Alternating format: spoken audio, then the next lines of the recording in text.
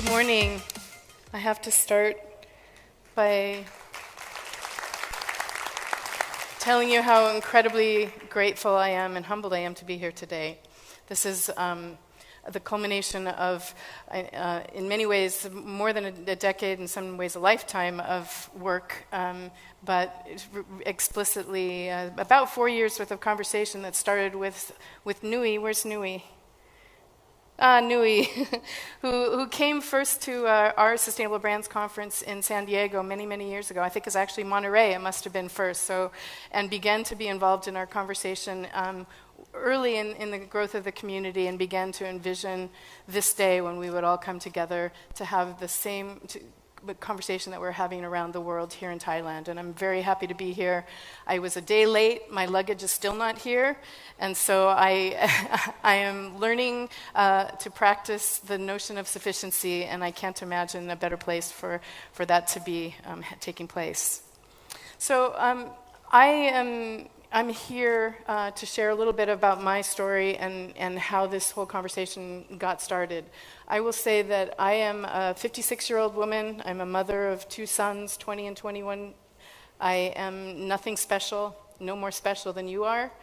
And yet at some point in my life, after about 2 decades of business, I became aware of the fact that all of those skills and disciplines that we learned in the 20th century that served us well during the Industrial Revolution were no longer serving us, and that we in the 21st century need to really rethink the way business works. And simply with that notion, not having any idea what the future would hold in terms of trying to host that conversation and change the world, I just put one foot in front of the next, with the mission to really shift the world to a sustainable economy and a flourishing future. And we decided at the beginning that the best way that we could think of to do that was by working with businesses, and particularly brands, to help them understand how to leverage the skills and assets that they have to change the world for the better. We wanted to really reimagining the role of business so that business was no longer seen as the villain in the world, but instead the hero. And we wanted to change the conversation where at the time we started, there was responsibility and a certain set of activities that business did in one side of its entity, and then there was innovation in the other side. And our belief is that those two things are the same, different sides of the same coin, that we have actually a business opportunity in being responsible for changing the world for the better. And that's the simple idea that we started with. We started the ideating in 2014, and we had a first conference in 2004, 2004 we started. In 2007 we had a first conference, very similar to this. We had 225 people that came together. That was in 2007. Today we're reaching 1 million people around the world like you who have an idea about how they can bring their best selves to work and use the platform that they have in business to change the world.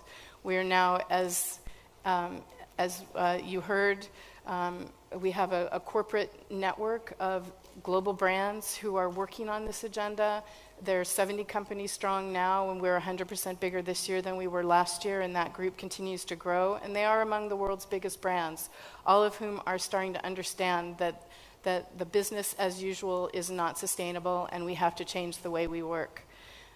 We are, as you know, hosting conversations much like this around the world, in London, in Barcelona, Istanbul, in South America, in Rio and Buenos Aires, and now for the first time in Asia, here in Bangkok, and we're very, very happy to be here.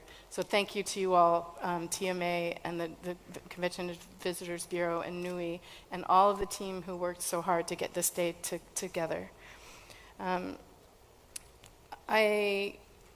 think the reason why we're growing and this movement is catching hold is because, on one hand, government, who used to play the role of driving betterness into the world, is really struggling around the world. It's not just here in Thailand, it's every country that we're in, including the US. There's a lot of tension and discord and gridlock in government. And the beautiful thing about business is that business has a very singular focus, and we know how to innovate. And so it's a good institution to help drive the change that we seek.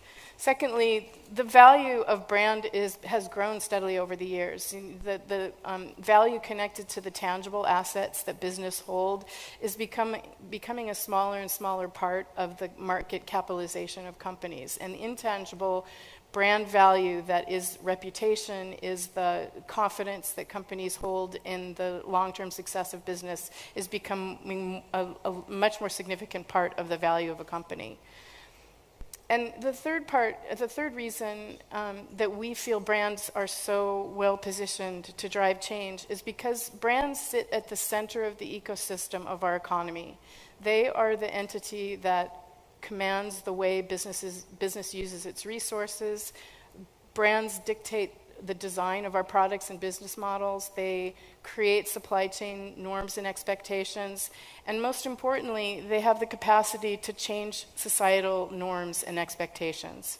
And that's the exciting thing about it. In the last century, Madison Avenue and those companies who learned how to market exceptionally learned how to create new cultural expectations and aspirations. And we have the capacity now to use that talent and skill to redesign the aspirations of our global society to